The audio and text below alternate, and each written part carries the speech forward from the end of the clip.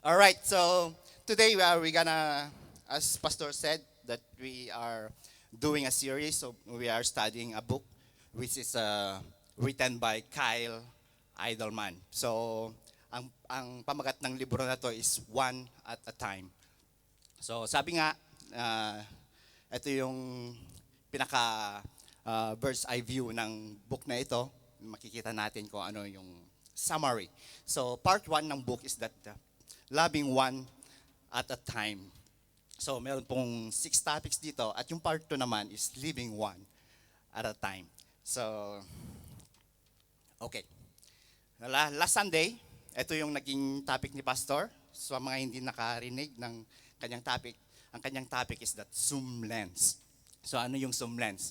Kumbaga sa picture taking, kayo yung crowd, tapos may nakita kang isang taong gusto mong i-zoom at siya lang yung gusto mong i-focus. So, sinuzoom in natin, napo-focus tayo sa mga tao na binibigay ng Lord kung sino yung kaharap natin. That's the person that we are going to love. So, one at a time. Okay, sabi nga sa upian ni Pastor last Sunday, Jesus calls our attention to help us realize our intention. Okay, so we're going to our next topic. So I want to start with a question na how can we impact the people around us spiritually? Paano ba natin sila i-influensyahan? How can we make a difference in some people's lives spiritually? So ito yung topic ni Kyle Idleman that, Kyle Idleman is a person, a pastor that he confessed that he's not good at people. He's not good at connecting people. Although he loves people, sometimes, ewan ko, ganun yata kaming mga lalaki. Mahihain siguro. Do you think so?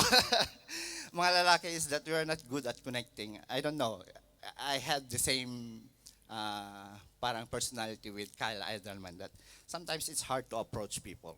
Although you know that you love them, but it's mahihain eh. Or okay lang kami na mag-isa, okay lang kami na, mabubuhay kami na kami-kami lang, yung gano'n ba? So, he wrote this book, and what he discovered is that he wants to share to all of us. So, how can we impact the people around us? Do you remember anyone that you have impacted? Meron ba? Do you remember anyone? You changed their point of view with regards to God. You made a difference in their life because of your faith. I remember my wife, I think. Hindi ko pa asawa noon eh. Mag-own pa lang yata kami noon. Huwag kayong kiligin. But actually, I am the one who invited her to the church. And wala pa naman akong balak manligaw noon. But sometimes when you are empowered or filled with the Holy Spirit, sometimes it just comes out naturally. So we can talk long hours over the phone sometimes. So our topic is that it's all about the Bible. So walang katapusan na, you're talking about God's Word, who is Jesus is in your life. Then we keep on telling God's Word na kusang lumalabas na lang sa iyo. And somehow, naging Kristiyano rin siya na part of mine yung naging Kristiyano siya. Yung parang meron influensya sa kanya. I hope na meron tayong ganong attitude na we have that desire to impact people around us. To share our faith. To see people na kung ano yung pananampalataya natin. Amen? So, okay, sabi nga ni Kyle Idleman that we all have this desire to impact other people spiritually. Pero, shortcut natin. Sabi natin sa Panginoon that God, Father God, use me through me, yung talent ko, use me to impact other people. But sometimes we forget the amazing thing that Father God, work in me first. Yung parang, palitan mo muna kung ano yung buhay ko, palitan mo muna kung ano yung puso ko, bago mo ako gamitin sa iba. Amen? Do you know that the life hack na lagi natin narinig sa social media? Sometimes, di ba yung life hack na, kunyari, sa amo mo, ayaw niyang maamoy yung luto mo, so hindi ka ngayon makakain kasi hindi ka makaluto. So you have to do the technique. Ganon yung mga life hack natin. So, spiritual impact, sometimes we Christians, we do that. We do the shortcut thing. Na minsan, it's a bit dangerous sometimes. Kung inuuna natin yung gamitin mo ko, Lord.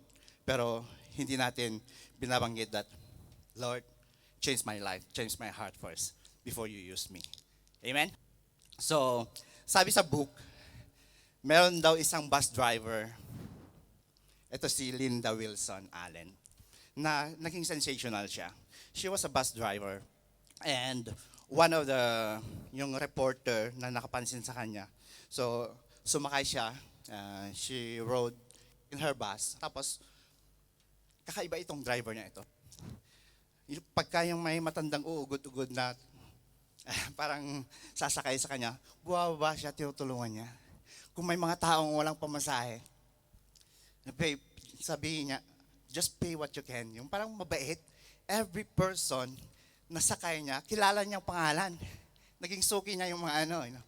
So, gano'n kaya siya naging sensational kasi nakikita niya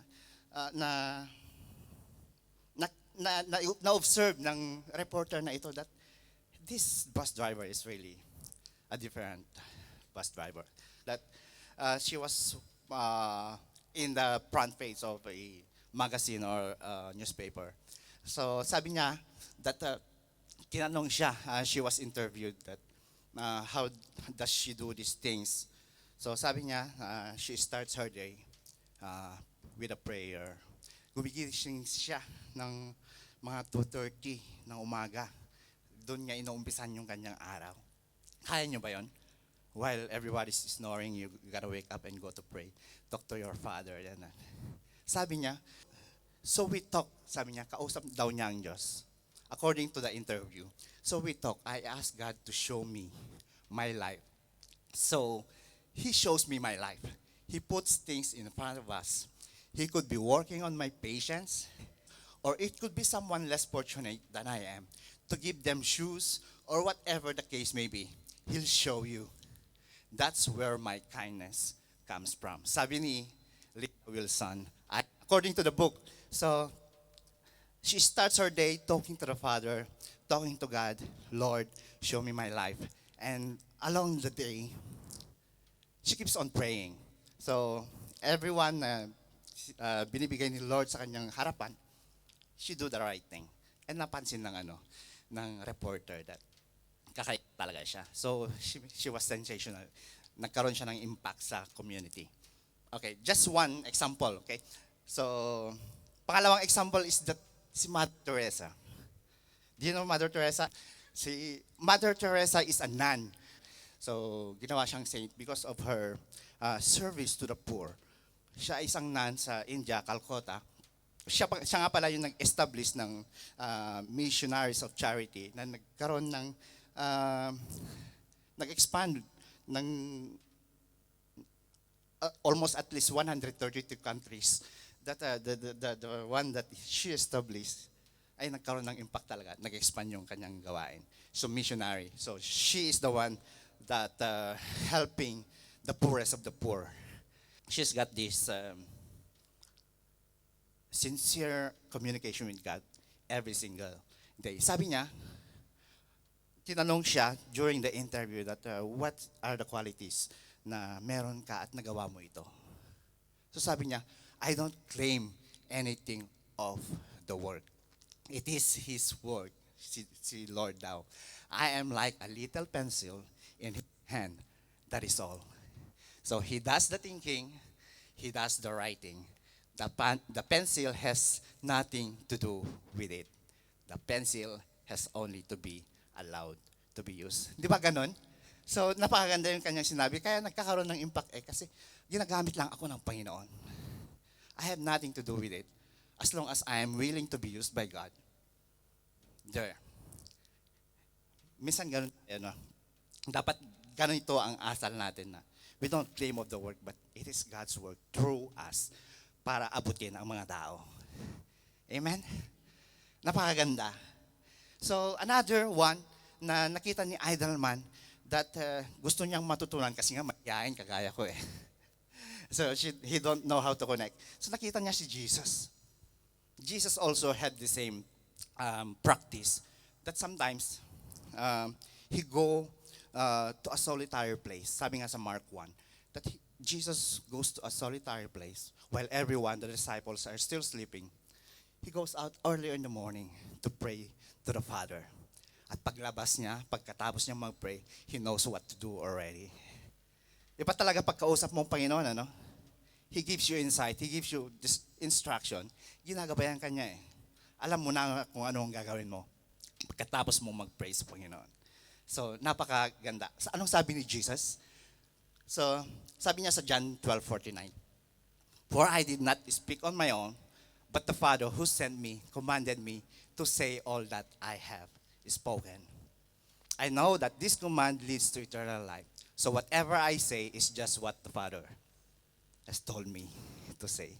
See, the little pencil as well, na nagpapagamit lang. Ginagamit lang ako ng Panginoon. Another verse from Jesus. "Don't you believe that I am in the Father and the Father is in me? The words I say to you, I do not speak on my own authority. Rather, it is the Father living in me who is doing His work." So, ganun dapat tayo tumingin or paano magpagamit sa Panginoon na we don't claim of the work, that it is God who uses us. So, umpisahan natin sa ating mga puso. Amen? Okay. So, ito yung title ng ating conversation, In, Then, Through. So, nakikita niyo yung picture na yan? So, while I was reading this book, I don't understand what is in, then, through. But along the way, ito pala yun. So, God work in me before you work through me. So, ganun dapat tayo. Kaya nga, merong sinabi si Jesus against the Pharisees in Matthew 23. Yung mga Pharisees na sabi ni Jesus that their outward appearance is just hypocritical, di ba? Sabi niya that you should clean the inside of the cup, that the outside may be cleaned as well. So, ito yung theory na gustong ipaunawa ni Kyle Idleman sa ating lahat.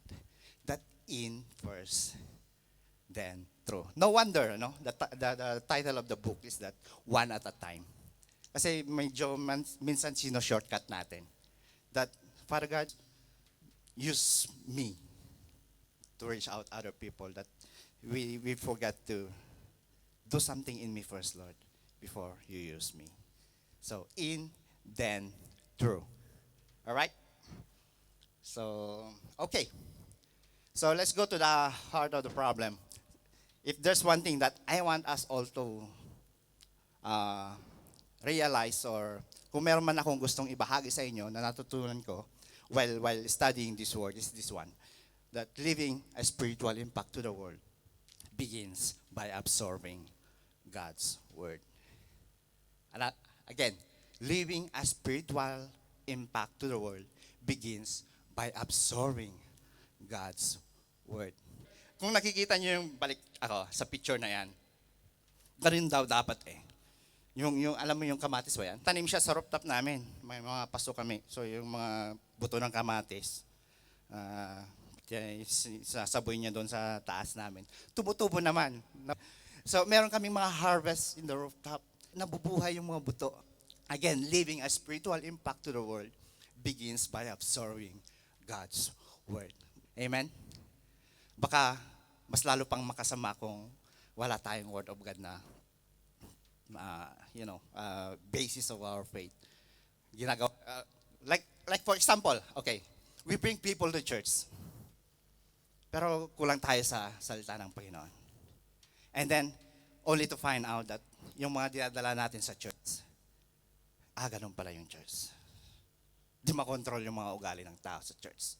Yung mga ganun. So, sometimes, uh, before bringing people to the church, is that ayusin muna natin ang mga sarili natin. Tingnan muna natin kung anong merong relasyon tayo sa Panginoong Yesus. Amen? Alright.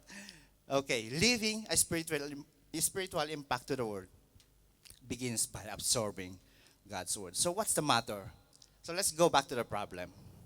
The heart of the problem is the problem of our heart.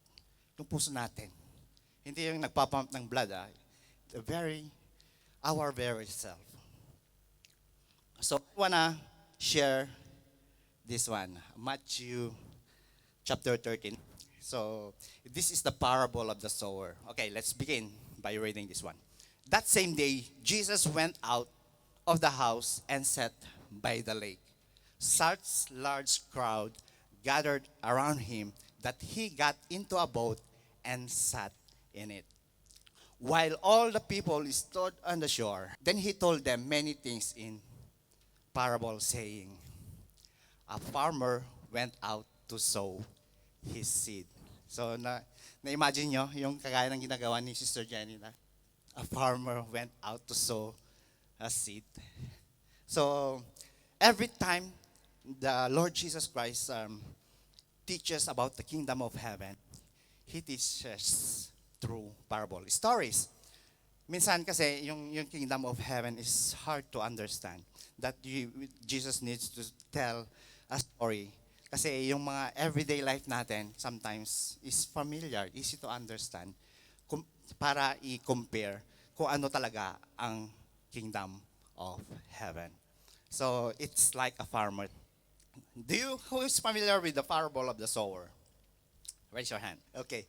The parable of the sower. So ito yung tanong, sabi ni Jesus. A farmer went out to sow his seed. As he was scattering the seed, some fell along the path, and the birds came and ate it up. Na-imagine nyo yung seed na napunta? Do you know the pilapil or whatever, yung daan sa bukid? You are familiar with all of that. Sometimes we sow seed and some of the seed fell along the path. And the birds came and ate it up. Talagang kinain lang ng walang nangyari sa seed. Some fell on rocky places where it did not have much soil. It sprang up quickly because the soil was shallow. But when the sun came up, the plants were scorched and they withered because they had no root. So you can imagine na that seed grow up quickly.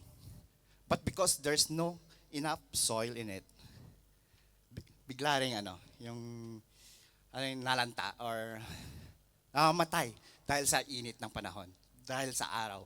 So, ganyang nangyayari daw sa mga seed that fell along the rocks. Other seed fell along the thorns which grew and choked the plants.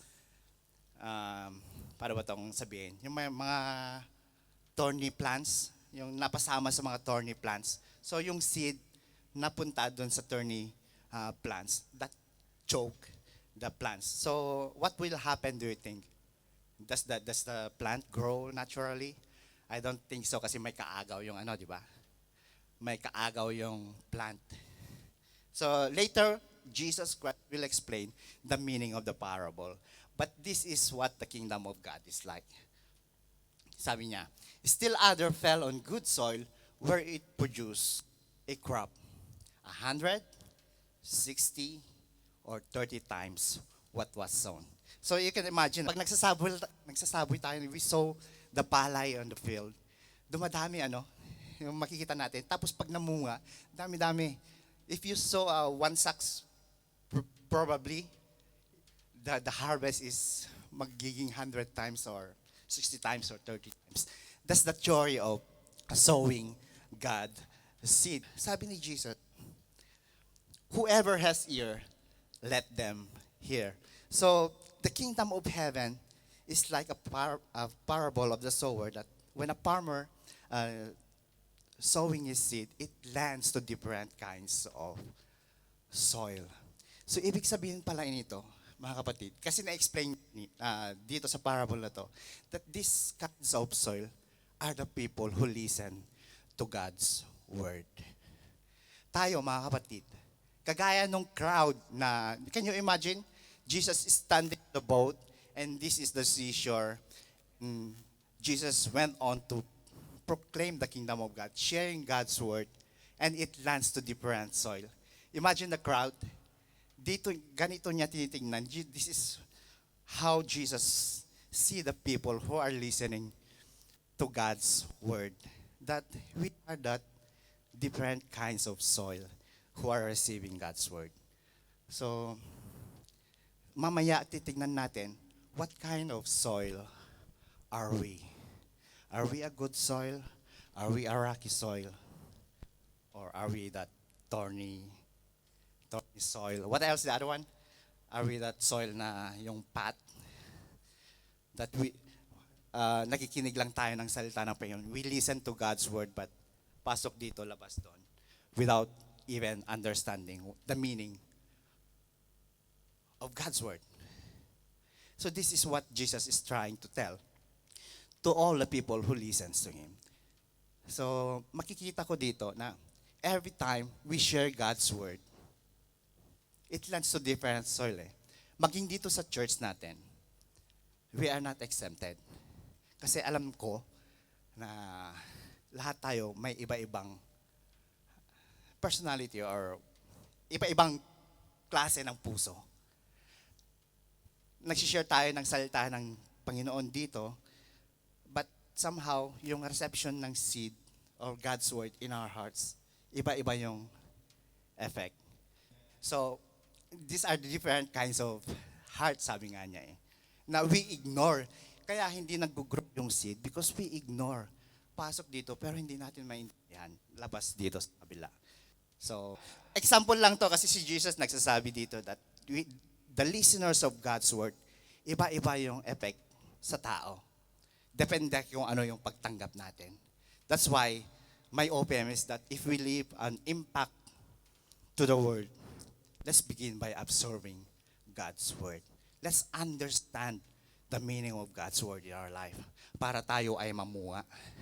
Amen? The kingdom of heaven is that it is, ibig sabihin daw ng kingdom is that it is God's rule and reign on the lives of every believer. Paano naghahari ang Panginoong Jesus sa ating buhay? Tayo na mananampalataya. Amen?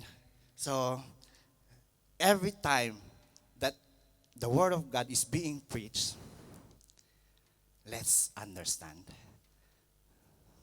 Alright? So, sabi nga niya dito, kung meron mang OPM si Jesus dito, Pastor, Jesus is that whoever has ears, don't just hear. Let them hear. You should understand. Alright? Okay. The disciples came to him and asked, why do you speak to the people in parables? Nagtatanong. So, walang problema mga kapatid Kung hindi nyo maintindihan yung tinuturo, pwede palang magtanong. Pwede palang sumali sa koinonia or sa Bible study. Hindi nakakahiya yun. At sumasagot ang Panginoon. Kaya wag tayong mahiya kung hindi natin naintindihan ang preaching. You are free to approach and ask. Raise your hand. Kasi ang puso daw na maganda or the good soil is that it never stops in just listening. Kailangan mong intindihin. If you really are seeking for the truth, you have to do your own research or you have to understand God's word. Hindi yung lang tapos hindi mo pala naintindihan yung mensahe. Amen? So, pwede palang magtanong, why do you speak in parables? At tignan natin, let's see what Jesus is about to say. He replied, because the knowledge of the secret of the kingdom of heaven has been given to you, but not to them. Dalawa pala yung kausap ni Lord. So, yung mga disciples nagtanong, iba pala yung crowds. Yung disciples pala, yung sumusunod sa Panginoon. Yung talagang interesado kung anong dapat marinig sa Panginoon. Yung gustong matuto sa Panginoon. Yung crowd pa, is that yung nakikinig lang at who cares? Ganon yung, you don't even understand the word of God. I'm sorry but gusto kong ipaliwanag na talagang there's different kind of people, the crowd and the disciples. If you are truly a disciple of the Lord Jesus Christ, try to study God's word. Ano kayang ibig sabihin ng no? Okay, let's go. Whoever has given, whoever has will be given more, and they will have an abundance. Whoever does not have, even what they have will be taken from them. Imagine if God, Jesus Christ, will reveal Himself to you. Lalago yan eh. Kaya pasalamat ako, it's only by God's grace that He revealed Himself to me. It's by God's grace that He allows me to understand His Word. Remember, maraming nagbabasa sa salita ng Panginoon. Maraming nagbabasa ng Bible. But they all have different conclusion. Amen. Remember, the three major religions in the world. Judaism, Islam, and Christianity. We all believe in one God. But how come they don't come to the conclusion that Jesus is Lord? Amen. Kaya minsan, lahat ng mga nagbabasa ng Bible, hindi lahat nakakaintindi. But praise be to God that He reveals Himself to His disciples. So let's see. Yung mga hindi daw nananampalataya, whatever knowledge that we have, even yun, kukunin ng Panginoon eh. Even what the little knowledge that they have about God will be taken away from them. Okay, this is why I speak to them in parables. Though seeing, they do not see. Though hearing, they do not hear or understand. Imagine, here comes Jesus proclaiming that He is the Messiah during that time. It's even backed up by wonders, signs, and miracles. Nagpapagaling, nagpapalayas ng demonyo. But He claimed to be the Son of God. He came from the Father. He came from heaven. Walang naniwala. Maaring kaharap mo na ang Panginoong Jesus pero hindi mo nakakilala. Do you understand? Maaring nagpapakilala na si Lord sa iyo, I am the Messiah, I am the Savior, I died for you. But still you don't understand. Maaring ganito eh, do we seeing, kaharap mo na ang Panginoong Jesus, but you really do not see. You are blind. Though hearing, they do not understand. Hear or understand. Ganon ang tao. But wag tayong let's not lose hope that we should keep on sowing the gospel or God's word or the seed. Kasi may panahon ng tao eh. May kanya-kanya tayong panahon. But then, no matter how we share Jesus Christ to people, and it's our desire na makita nila, makilala nila ang Panginoon, let us not give up kung hindi nila matanggap pa. Remember Paul, that he was blind to the truth. Kaharap na ang Panginoong Jesus, but he became blind, but he saw physically and spiritually. Hindi niya kinilala ang Panginoong Jesus, but when he had an encounter, ito niya nakilala na Jesus is really the Lord, the Messiah, the Savior. Okay. In them fulfilled the prophecy of Isaiah. You will ever be hearing, but never understanding. You will ever be seeing, but never foreseeing. Meron ganun Siguro na experience nyo na to na you are listening to the Word of God, but you don't understand the meaning of the verse. Ganon titignan ng Panginoong Jesus to crowds na they are the fulfillment of the prophecy of Isaiah. Nakikinig sila pero hindi nila maintindihan. Kaharap na nila ako, hindi nila ako ma-recognize. Kaya nga yung mga Pharisees, di ba? They were so proud of themselves. They don't recognize Jesus. They were expecting a different Messiah. And they confronted Jesus.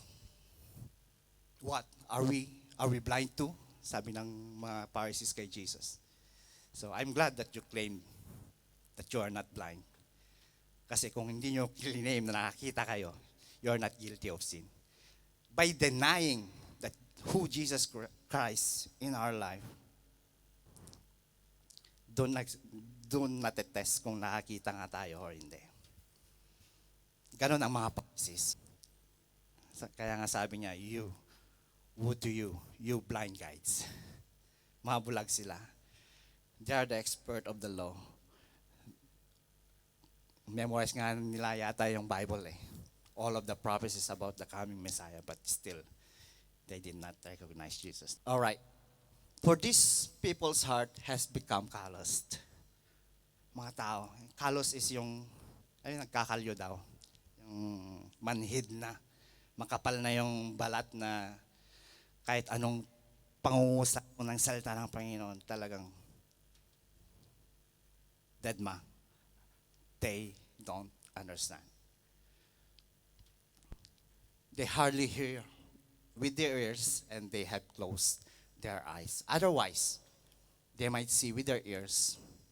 They might see with their eyes, hear with their ears, understand with their hearts, and turn. And I would heal them. Kaya minsan mga kapatid, every time the Word of God is being preached in the church, we stay focused and let's try to understand kung anong ibig sabihin ng Panginoon sa atin. Let's personalize the message. Amen? So tingnan natin kung naiintindihan natin. Kung hindi natin naiintindihan, if you're really a good soil or you are a good person, you don't stop by or you don't ignore the message. Kung hindi mo naiintindihan, if you are truly a seeker, you never stop eh. Gagawin mo ang lahat ng paraan para maintindihan mo kung anong mensahe ng Panginoon. That God is willing to heal people who will turn back to turn to Him. Yung manunumbalik. Lahat ng mga taong nanunumbalik sa Kanya, hinihil niya eh. We are all spiritually bankrupt. But accepting the Lord Jesus Christ as our Savior, we will be spiritually healed.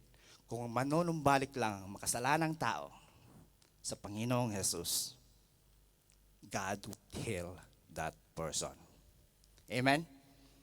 Kaya nandito ngayon ang Panginoong Jesus nagpapakilala that His purpose is to die on the cross for the sin of the world. He is the Savior. He was the Messiah. Anybody who would ignore Him, they are blind. Parang ganun. Sabi. But blessed are your eyes. See? Jesus is now talking to the disciples, the real followers, the one who is seeking and understanding of what Jesus have to say. So, but blessed are your eyes because they see, your ears because they hear. For truly, I tell you, many prophets and righteous people long to see what you see but did not see it. And to hear what you hear, but did not hear it. Even in the Old Testament pala, mga prophets, they prophesied about the coming of Jesus, the Messiah. They long to see Jesus. Buti pa kayo, sabi ng Panginoong Jesus eh. Nakikita nyo yung mga dapat or dinedesire ng mga prophets to see or marinig. To you has been given. Listen to what the parable of the sower means. Ito, dito niya in-explain kung anong ibig sabihin ng parable of the sower. So, when anyone hears the message about the kingdom and does not understand it, the evil one comes and snatches away what was sown in their heart. So, ito pala yung yung the seed that fell on the path, yung daanan, yung matigas na Can you imagine? That soil will not absorb that seed. Kung matigas ang puso natin, that we are not going to do anything about God's word. Lilipas lang yan eh. The evil one will come and snatch us away. Lalabas ka sa church na walang nangyari. Magiging useless ang word of God. Kaya, every time that we listen to God's word, let's pay attention. Huwag tayong mag-Facebook. Huwag tayong mag-YouTube. Huwag tayong makipag-usap sa mga Pwede namang makipag-usap, but always pay attention to the word of God. This is the seed that's sown along the path. The seed falling on rocky ground refers to someone who hears the word of God and at once receive it with joy. Maganda pala, no? But since they have no root, they last only a short time. When trouble or persecution come because of the word, they quickly fall away. Hindi rin pala maganda yung ganong klaseng puso na pagka na-test ang ating pananampalataya, hindi tayo sumusuko. Sumusuko agad, nasabihan lang na, alam mo na, sensitive. No. Okay, ganon daw yung mga rocky ground. That sometimes we are joyful coming to the church. And maganda pa yung preaching, magaling magpatawa yung preacher. And somehow, sooner or later, next Sunday, hindi na babalik. So, rocky ground. Minsan sinusubok yung ating pananampalataya eh. Pero bumibigay agad. Sometimes hindi pala tayo dapat matuwa sa ganun. Yung akala mo eh, masaya. But pag sinubok at nawala, hindi rin pala maganda. So, we can compare. That's why nakakarinig tayo ngayon and see for ourselves, where do we belong? Which kind of heart are we? Okay? The seed falling among the thorns refers to someone who hears the word, but the worries of this life and the deceitfulness of wealth choke the word, making it unfruitful. Ito yung mga taong, yung nakikinig ng salita ng Panginoon, nakikinig ng salita ng Diyos, tapos abala sa lahat ng bagay. Lahat ng worries natin nasa ibang attention. Instead na we pay attention to God's word, instead na mamunga yung word of God sa ating buhay, minsan abala tayo sa mga bagay na hindi naman dapat abala. What do you think? Naalala ko tuloy si Mary and Martha eh. When Jesus visited the house of Mary and Martha, different reaction yung dalawang magkapatid. Here comes Mary. So Mary sitting down at the feet of Jesus and just listening to whatever Jesus is going to say. She's gonna listen to God's word, to Jesus' words, and learn from it. At anong sabi ni Martha? Jesus, yung kapatid ko ang tamad. Hindi man lang ako tulungan, pawis na pawis ako dito. Pero anong sinabi ni Jesus? Martha, abala ka sa lahat ng bagay, dami mong problema. You're worries about many things. But only one thing that you should worry about. And Mary have chosen the better.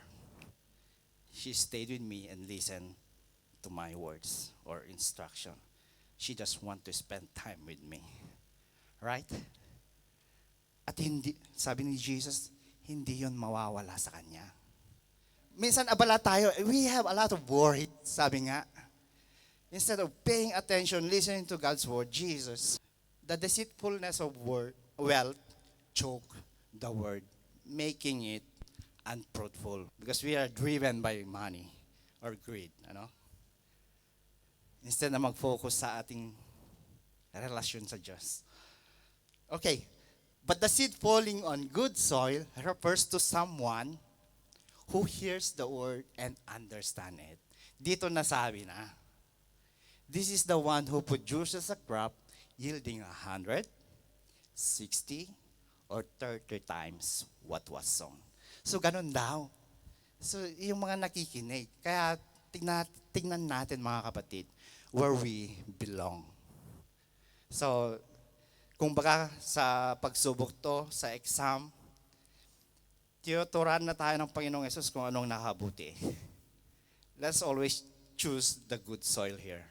Na sa tuwing nakikinig tayo ng salita ng Panginoon, whenever we listen to God's word, let's try to understand them. Lord, ano bang ibig sabihin mo sa parable na to? I've done that many times. When I was baby Christian na yung umpisa pa, sometimes it's really hard to understand parables. Anong ibig sabihin mo nito, Lord? And truly, God is faithful that He will reveal to you the meaning of the parable.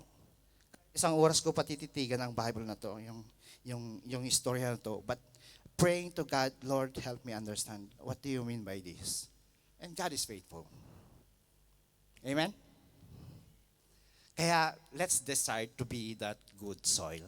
Hindi yung Rocky na, kay saya-saya ng buhay. Next Sunday, wala na. Alright? So, hindi pala tayo natutuwa dun sa no? It's okay to invite. But let's desire that the people would grow, stay in the faith.